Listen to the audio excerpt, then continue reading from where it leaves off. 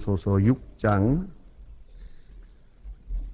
10절로 17절까지 오늘 봉독하게 되겠습니다. 에베소서 6장 10절로 17절, 지금 저와 같이 다 같이 한 목소리로 봉독하겠습니다. 정말로 너희가 주 안에서와 그의 능력으로 강건하여지고 마귀의 대결을 능히 대적하기 위하여 그의 전신갑주를 입으라. 우리의 씨름은 병과 육에 대한 것이 아니요 정사와 권세와 이 어두움의 세상 주관자들과 하늘에 있는 악령들에 대한 대함이라. 그러므로 하나님의 전신갑주를 취하라. 이는 약한 날에 너희의 능히 대적하고 모든 일을 행한 후에 서기 위함이라. 그런즉 서서 진리의 허리를 띠고 의의 배를 붙이고 평안의 복음에 예비한 것으로 신을 신고 모든 것을 위하여 이로써 능한 모든 악한 자의 모든 화전을 소멸하고 구원의 투구와 성령의 검 하나님의 말씀을 가지라. 아멘. 오늘 본문 가운데서는 사도 바울이 특별히 그 교리에 대한 말씀을 다 이제 기록하고 지금 윤리에 대해서 말씀하고 있습니다. 그리스도인은 어떻게 살아야 하는가? 그리스도인의 속성이라는 어떤 것인가? 또 그리스도인의 사회생활, 가정생활, 윤리생활은 어떻게 이어져 가야 하는가 하는 것을 말씀하고 있습니다. 그 중에 오늘은 그리스도인의 생활을 하나의 싸움으로, 하나의 전쟁 상황으로 그렇게 설명하고 있습니다. 다시 한번 예수님의 말씀으로 돌아가서 생각해 보십시다. 마태복음 11장 12절에 보면 예수님께서 세례 요한에 대하여 말씀하시면서 이렇게 말씀하십니다. 천국은 침노함을 당하나니 침노하는 자가 빼앗느니라 하는 아주 뜻깊은 말씀을 하셨습니다. 이 침노하는 자가 빼앗는다는 이 성경 구절은 많은 오해도 많고 해석도 많고 또 설명도 구구합니다. 또 신학적 의미로 풀기에도 대단히 어려운 난해 구절 중에 하나입니다. 그러나 진실한 마음으로 이 성경을 그 상황으로 돌아가서 생각하면 그렇게 어려운 얘기가 아닙니다. 세례 요한이 지금 감옥에 있습니다. 감옥에 있으면서 마음이 약해져서 예수님께 사람을 보내서 오시리가 당신입니까? 다른 분을 기다려오리까? 하는 시원치 않은 질문을 하게 됩니다. 이제 세례 요한을 놓고 하는 말입니다. 그 제자들에게 하는 말입니다. 또 제자들을 다녀가는 그 상황을 놓고 예수님의 제자에게 또 이에 대해서 말씀하고 있는 것입니다. 세례 요한이 지금 전쟁 상황에 있습니다. 전쟁이라는 게 뭡니까? 죽느냐 사느냐 하는 겁니다. 전쟁은 화려한 것이 아닙니다. 어떻게 해야 살아남느냐? 살면 이기고 지면 죽는 것이 것이다. 그것이 전쟁입니다. 이제 세례 요한을 놓고 볼 때는 너야말로 지금 이 시간이 아주 중요한 시간에 있어요. 천국은 침노하는 자가 얻는다.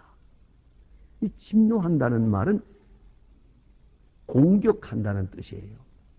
공격도 마지막 공격을 말하는 것이에요. 글쎄, 전쟁에 나가보지 않은 분들은 그저 영화나 보아서 알 겁니다. 그러나 저는 6.25 때 전쟁에서 이런 상황을 몇 번 경험했습니다. 멀리서 포위를 하고 자꾸만 조여듭니다. 이렇게 조금씩 그 목표를 향해서 가까이 갑니다. 조용합니다. 아무것도 없는 것 같으나 지금 굉장한 일들이 이루어지고 있는 겁니다. 양쪽 군대가 비밀리에 자꾸만 가까워집니다. 가까워졌다가 맨 마지막 그 절정에 갔을 때 그대로 돌격합니다.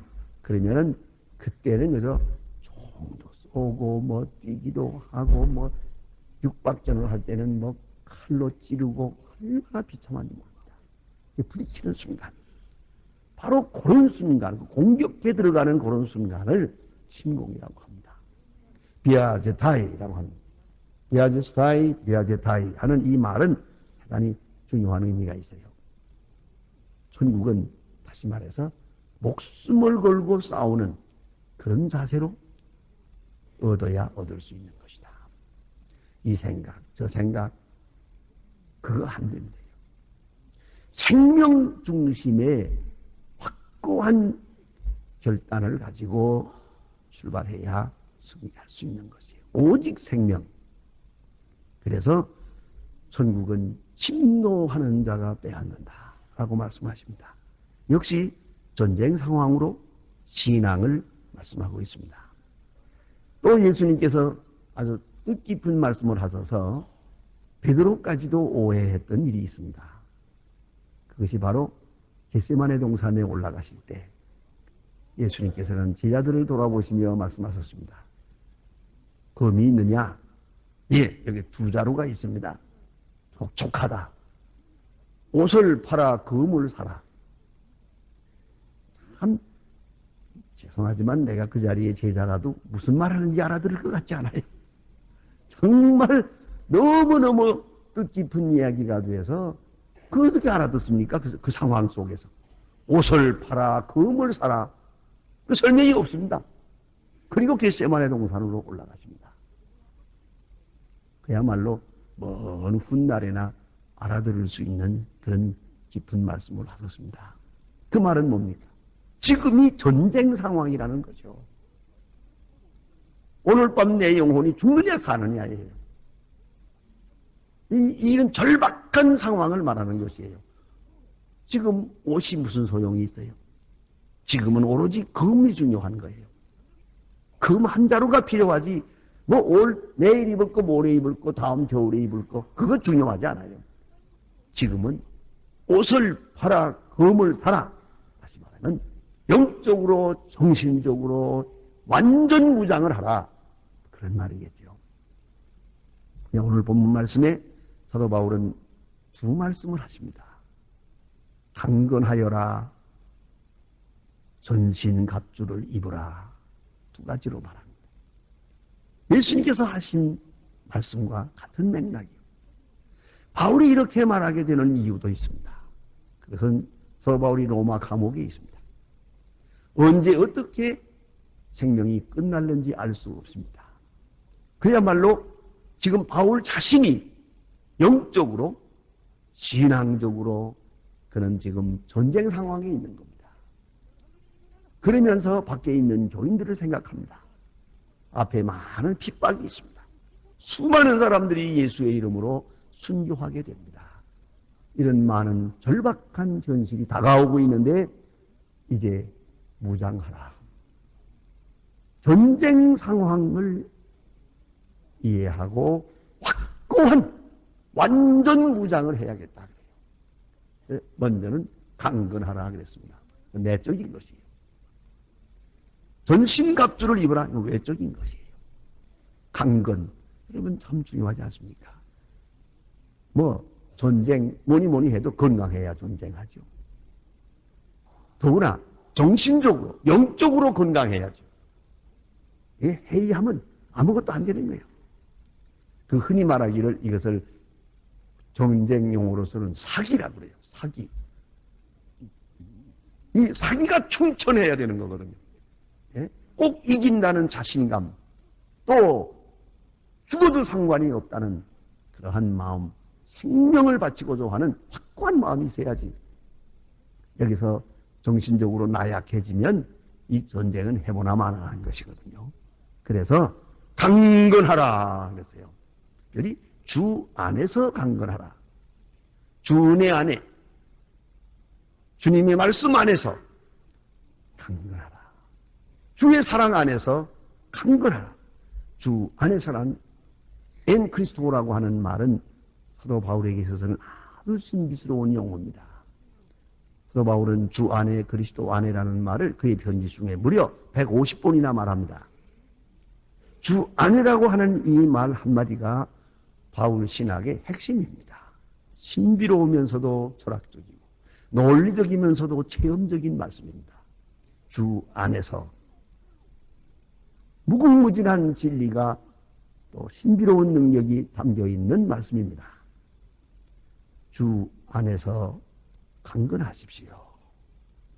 또 하나, 그의 능력으로 강건하십시오. 내 능력이 아닙니다. 그리스도의 능력을 믿으면서, 주의 승리를 믿으면서, 주의 약속을 믿으면서 강건하십시오. 내 심적, 내적으로 강건하기를 바랍니다. 그리고 전쟁에 나가는 것이옵시다. 먼저 강건을 재촉합니다. 그 다음에 오늘 여기 보는 대로 전신 갑주를 입으라 그랬어요. 이게 사도 바울은 신앙을 하나의 전쟁 상황으로 설명하고 있는데, 이 문제는 이겁니다. 이 전쟁의 속성을 먼저 알아야 됩니다. 이 싸움의 성격. 도대체 누구와 싸우는 겁니까? 승리란 무엇입니까? 무엇으로 싸우는 겁니까? 그걸 알아야죠. 가끔 보면 승리가 무엇인지를 모르고 누구와 싸우는지도 모르는 경우가 많아요. 저는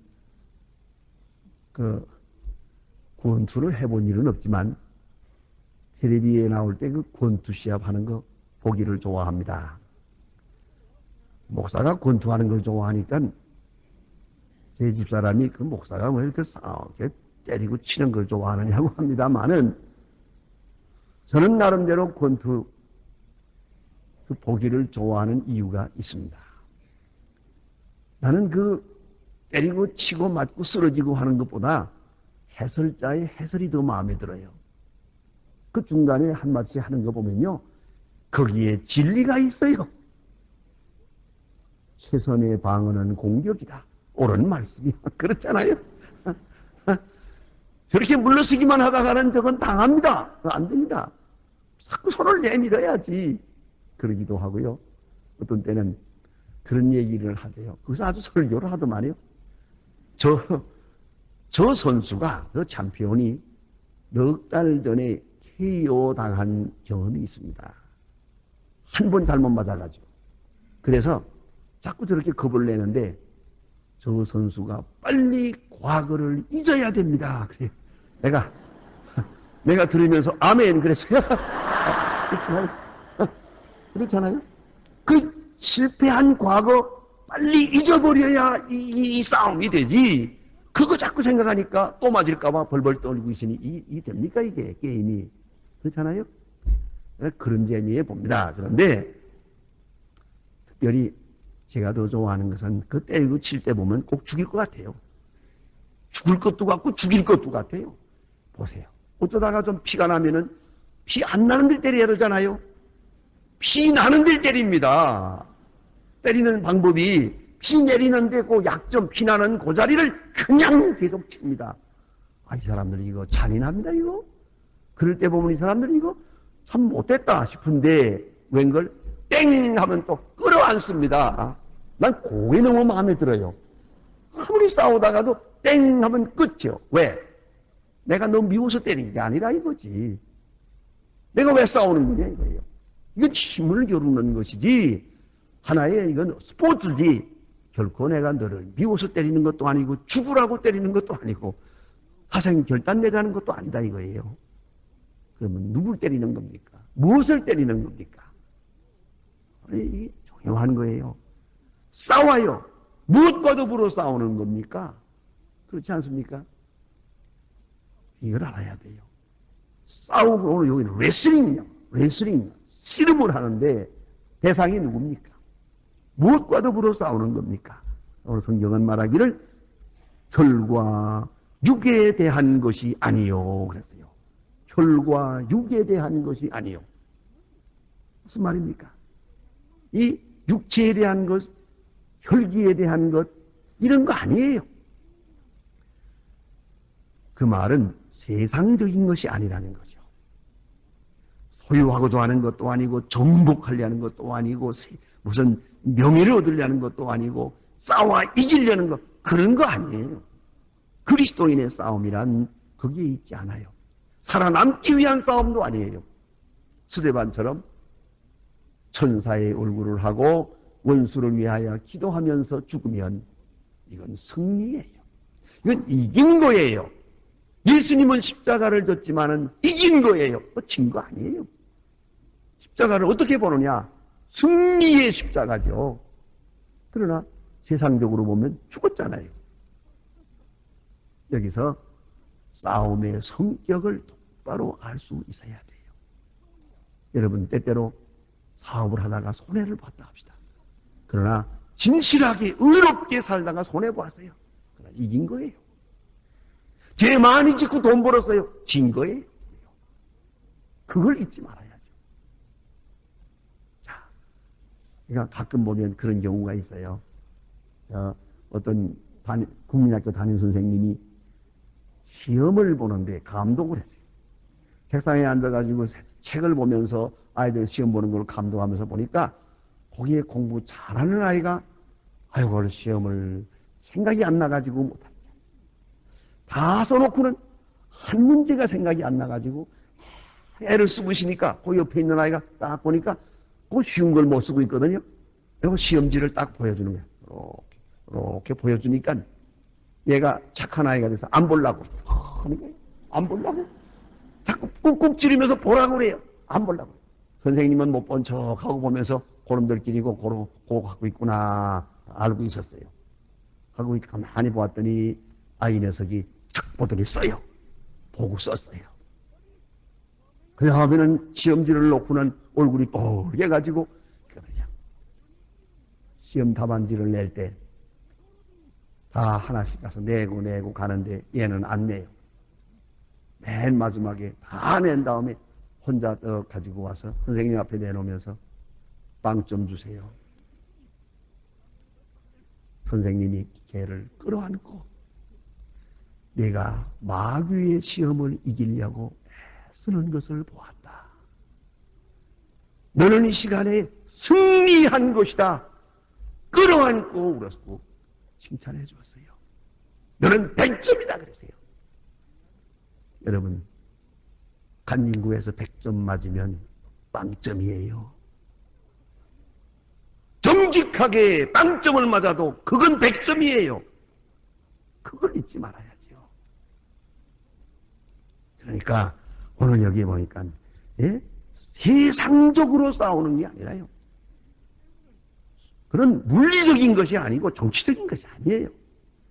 그러면 사도 바울은 여기서 말합니다. 이 어두움의 세상 주관자, 하늘의 악령 이렇게 말했어요.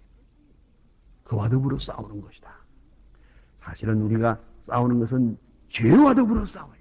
사망과 더불어 싸워요. 사탄과 더불어 싸우는 거예요.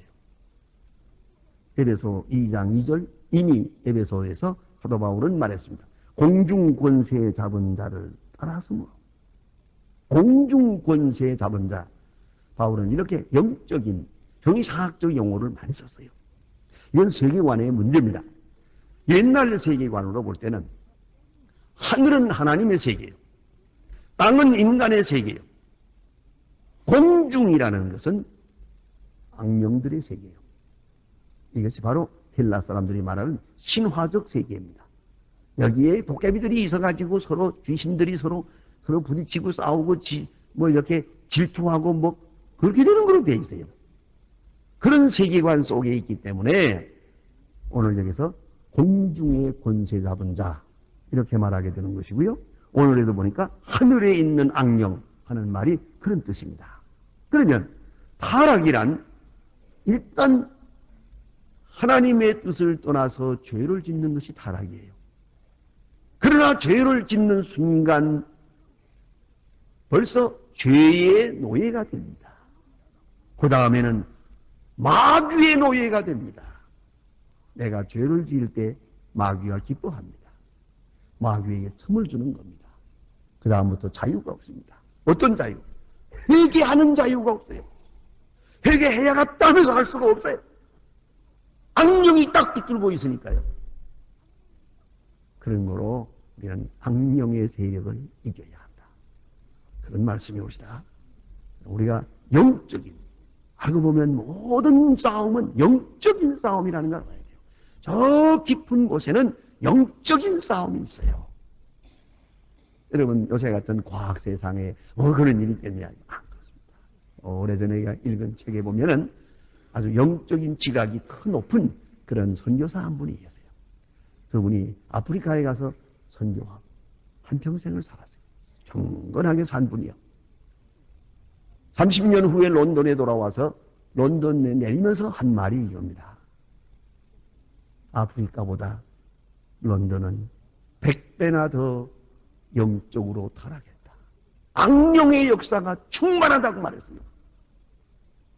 오늘도 여기 보면 악령에 붙들려서 제정신 못 차리는 사람 많아요. 그 자기 마음 아니에요. 이미 악마의 노예가 됐어요. 얼마나 비참한지 몰라요. 그런 거로 우리가 궁극적으로는 이 악령과 싸우는 것이에요. 인간에게 있어서는 죄라고 말하게 되면 이건 도덕적 차원에서 설명해야겠죠. 그러나 죄가 깊어질 때에 회개할 수 있는 의지를 잃어버리고 죄의 노예가 되어지는 순간에는 영적 차원에서 설명되어야 합니다. 그러므로 이제는 자유가 없습니다.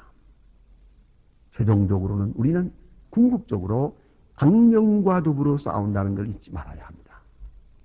때로 보면 물리적으로, 정치적으로, 사회적으로는 승리한 것 같은데 영적으로는 졌어요. 패전했단 말입니다. 파손된 양심이 있어요. 그걸 잊지 말아야 합니다. 여러분 잘 아는 헬라의 유명한 알렉산더 대왕, 거기에 대한 얘기가 많죠. 아주 유명했던 사람이라서 그런들 높은 교만과 자존심에 살았어요. 우리 왕국의 우리 왕국의 영토는 신이 지구 끝이라고 정해주신 그곳이다. 이렇게 말했어요. 내 나라의 끝은 이 땅 끝이다. 이 땅 전체가 내 나라다. 이렇게 야심을 부렸습니다마는 또 그렇게 큰 영토를 가지고 천하를 호령해서나 그는 술을 많이 먹었어요. 술을 끊지 못했어요. 술이 너무 지나쳤어요. 마라리아 병에 걸렸는데 술을 많이 먹었기 때문에 마라리아 균 하나를 이기는 저항력이 없었어요. 결국은 기록대로 보면은 간염에 걸려서 병 걸린 지 열흘 만에 33세에 죽었어요. 자, 천하를 호령하는 알렉산더가 술을 끊지 못했어요. 하찮은 마라리아 병에 죽었어요. 깊이 생각해야 될 문제가 아닙니까? 다 얻은 것 같으나 졌어요. 승리한 것 같으나 완전 패배한 것이요. 영적인 싸움에 지면 그건 아무것도 얻은 것이 없는 것이라는 걸 알아야 합니다. 그래 오늘 성경 말씀해 보니까 이제 전신갑주를 입으라 하고 두 번이나 말씀하시는데 전신갑주란 뭐냐 하면 온 몸을 무장하는 거죠. 완전 무장을 말하는 것입니다. 옛날에는 더구나 무슨 대포로 싸우고 비행기로 싸우는 때가 아니거든요. 몸으로 싸우는 때이기 때문에 전신갑주를 입게 되죠. 간혹 박물관에 가면 옛날에 서양 사람들이 입었던 갑옷이 있죠. 나는 그 갑옷을 볼 때마다 저걸 어떻게 입고 일어설 수 있었나 걱정해요. 얼마나 철갑으로 만든 거 무겁는지 말이에요. 그걸 다 입고 딱 서면은 아무도 칼로 찌를 수도 없고 칼로 벨 수도 없고 창으로 찌를 수도 없게끔 그렇게 아주 갑옷을 철저하게 온몸에 맞도록 그렇게 만든 것을 볼 수가 있는데 여기서 우리가 생각해야 됩니다. 당시에 옛날 그 로마 사람들의 전쟁법에 있어서는 전형적인 전신갑주, 하얀 온 몸을 이렇게 갑주로 입는, 그래 철갑으로 두르는 그런 것은 소위 완전 무장이라는 것은 로마 군인 중에도 로마 시민만이 하는 겁니다.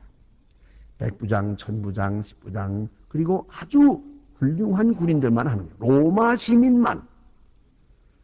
군인 중에는 용병이 많아요. 다른 나라 사람들을 불러다가 용병으로 쓰고, 또 혹은 노예를 임시로 불러서 군인으로 사용하기도 해요.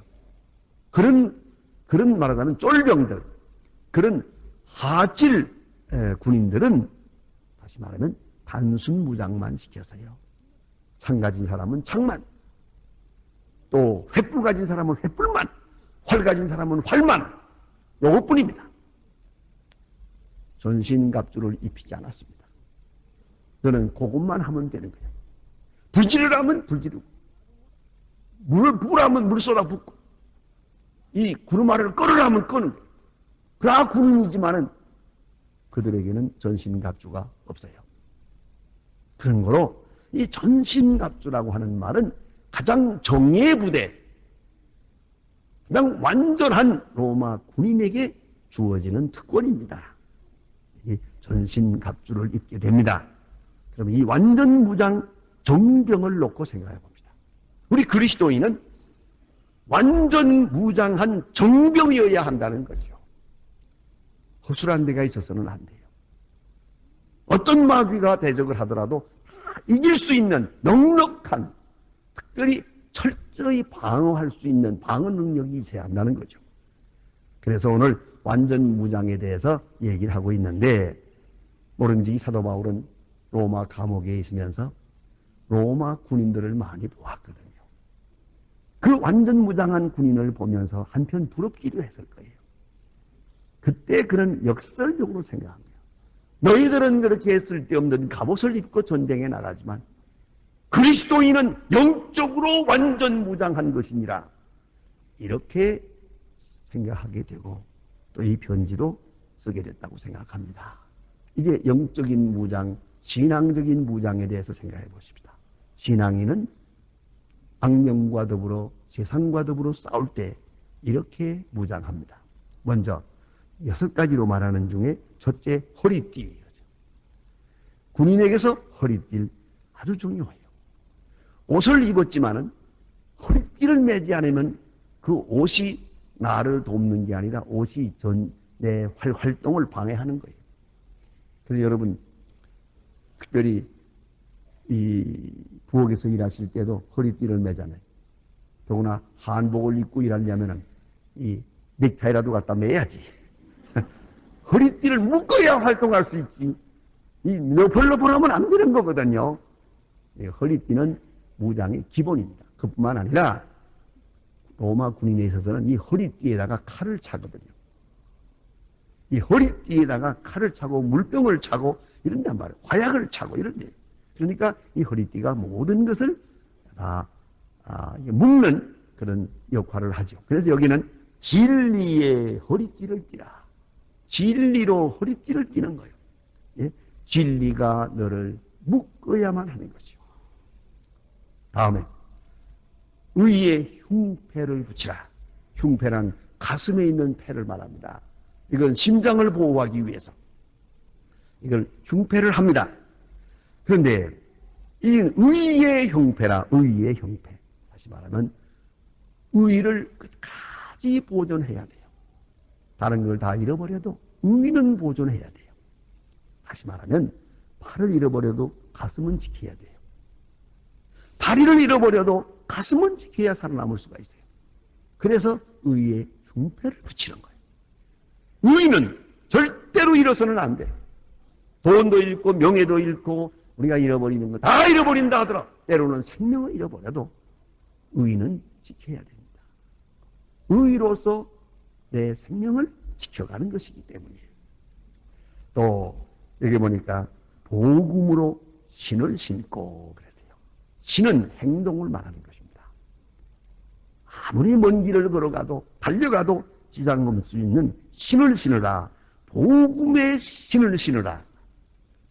우리가 움직일 수 있는 힘은 복음에 있는 거예요. 복음을 전하기 위해서만이 아니라 복음을 마음에 간직할 때, 복음이 가슴에서 불탈 때 그것으로 움직이는 거예요. 그것이 그리스도인이요. 복음의 힘, 그 다음에는 믿음의 방패. 이제 적이 쳐들어올 때 이걸 막아야 하는데 막는 것은 방패로 막죠. 방패는 믿음의 방패. 오직 믿음으로 이긴다 하는 거죠. 요한일서 5장 4절에 해답이 있습니다. 하나님께로 난 자마다 세상을 이기느니라. 세상을 이기는 이김은 이것이니 우리의 믿음이라.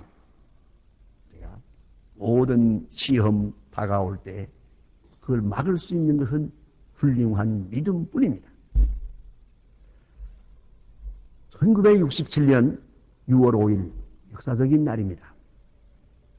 시리아 군대가 이스라엘을 향해서 포격을 함으로써 아랍연합군과 이스라엘 사이에 전쟁이 일어났습니다. 이것은 세계가 깜짝 놀란 전쟁입니다. 이때 모세 다이안, 유명한 모세 다이안 당시 국방장관은 이렇게 국민들에게 외쳤습니다. 아랍연합군은 3억입니다. 이스라엘 나라는 500만입니다. 이제는 이스라엘은 이 땅에서 없어졌다 그랬습니다. 그러나 500만이 3억을 향해 전쟁을 선포하는데 이렇습니다. 지금 우리 군대는 막강한 최신 무기를 무장하고 있습니다. 저들을 당당하게 물리칠 것입니다. 그리고 나가 싸웠습니다. 최신 무기로 무장했다고. 아마 특별한 원자 무기가 있는가 보다. 무슨 수가 있는가 보다. 온 세계 이렇게 생각했습니다만은 어쨌든 그들은 나가서 싸워서 소위 말하는 6.1 전쟁이라는 거죠. 싸워가지고 6일 만에 이 연합군을 물리치고 혼란 공원을 탈환했습니다. 지금까지 소유하고 있습니다. 이렇게 됐단 말이에요. 완전히 이겼습니다. 이긴 다음에 궁금한 것은 그 신무기가 뭔지 모르겠어요. 정말 있는 건지 없는 건지 사용하진 않았는데 도대체 신무기가 뭘까 궁금해서 기자가 물어봅니다. 그때 대답은 이렇습니다. 우리의 최신 무기 덕에 우리는 승리했습니다. 우리가 가진 최신 무기는 애국심과 하나님이 지켜주신다는 신앙심입니다. 그랬어요. 최신 무기다 그랬어요.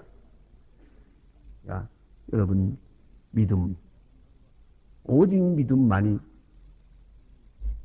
이길 수 있는 방패가 되는 것이에요.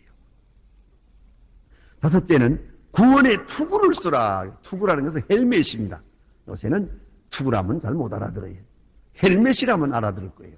오토바이 타도 헬멧 써야 되니까. 근데 그 헬멧을 말하는 거예요. 이 머리를 보호하기 위해서 헬멧을 씁니다. 이것이 투구입니다. 그건 뭐냐면 이 투구는 투구이기도 하지만 머리를 보호하는 것이기도 하지만 투구로서 아군을 식별할 수 있습니다. 멀리서 보고도 그 투구 모양을 보고 저기 어느 나라 군인인지를 알 수가 있어요. 더구나 완전 무장을 했기 때문에 얼굴이 보이질 않아요. 오직 투구가 식별할 수 있는 길인데 이 문제는 이렇습니다. 구원의 투구. 그러니까 이미 구원받았어요. 이미 구원받았다고 하는 확증이 이 머리에 있는 거예요. 그게 투구입니다. 이런 헬멧을 쓰고 나가 싸우는 겁니다. 구원받기 위해 싸우는 게 아닙니다. 구원받은 자로서 싸우는 겁니다. 자, 여섯째는 성령의 곧 말씀을 가지라. 말씀으로 이기는 겁니다. 예수님께서 광야에서 시험 받으실 때에도 마귀가 와서 시험할 때 전부 말씀으로 이겼습니다. 사람이 떡으로만 사는 것이 아니요. 신명기 8장입니다. 자, 주 너희 하나님을 시험하지 말라. 그것도 신명기에 있는 말씀이에요. 오직 주 여호와만을 섬기라. 그 성경 말씀이요. 성경 말씀으로 이기는 거예요. 네, 한번 그런 말씀을 합시다. 네, 우리 저희 여기서 경영하고 있는 연변과학기술대학의 총장인 김진경 박사님이 저와 같이 북한에 갔다가 나오지 못하고 40일 동안을 이제 거기에 감금되어 있었는데 아무도 없는 방, 아무것도 없는 방에 그대로 놔두고 책도 못 보고 아무것도 없습니다. 그런 데서 40일을 지내는데 그때 참 답답한 게 뭐냐면 내가 또 성경을 얼마나 애우나 해서 한번 외워봤대요. 찬송가는 뭘 아나. 찬송가도 해보고 싶어서 하니까 예수 사랑하시면 밖에 없더래요. 그것만 자꾸 불렀대요. 예수 사랑하시면. 성경을 자기가 외우는 걸 가만히 외워보니까 몇 절이 안 되더래요. 이럴 줄 알았으면 성경을 좀 많이 외워둘 걸. 성경이 생각이 안 나는 게 몇 절밖에는. 여러분, 성경을 많이 입력시켜 놔야 정신이 오락가락할 때 구원받을 거 아니에요. 말씀으로 이긴다는 걸 잊지 마세요. 오직 성령의 그 말씀으로. 이거는 적극적인 겁니다. 지금까지는 전부 방어적인 거예요. 이거는 적극적으로 적을 이기는 것은 말씀뿐입니다. 오늘 본문에 신학적으로 매우 중요한 말씀이 있습니다. 싸움이 시작됩니다. 우리 보통으로는 여기 앉아서 하나님 이기게 해주세요. 하나님 물리쳐 주세요. 하나님 이기게 해주세요라고 기도하겠죠. 오늘 사도 바울은 그렇지 않아요. 싸우라 그랬어요. 하나님 내게 힘 주십시오. 그리고 나가 싸우라 했어요. 마태복음 10장에 보면 예수님 말씀하시기를 너희가 공회에서 너를 끌어갈 때 끌려가라. 끌려가서 현장에 서라. 현장에 서면 무슨 말을 할 것인지 내가 가르쳐주마. 그러세요. 마틴 루터는 원수회에 끌려가서 Here I stand. 하나님 나 여기 서 있습니다. 하고 외칩니다. 그렇게 기도합니다. 여러분 뒷걸음치면서 기도해서는 안 됩니다. 앞으로 나아가면서 싸워 이겨야 됩니다. 적극적인 긍정적인 자세로 이런 하나님께서 주시는 힘과 능력을 따라서 나를 이기고 세상을 이기고 죄를 이기고 악령을 이기는 이 싸움에서 이겨야 한다는 것을 잊지 말아야 합니다. 꼭 이길 것입니다.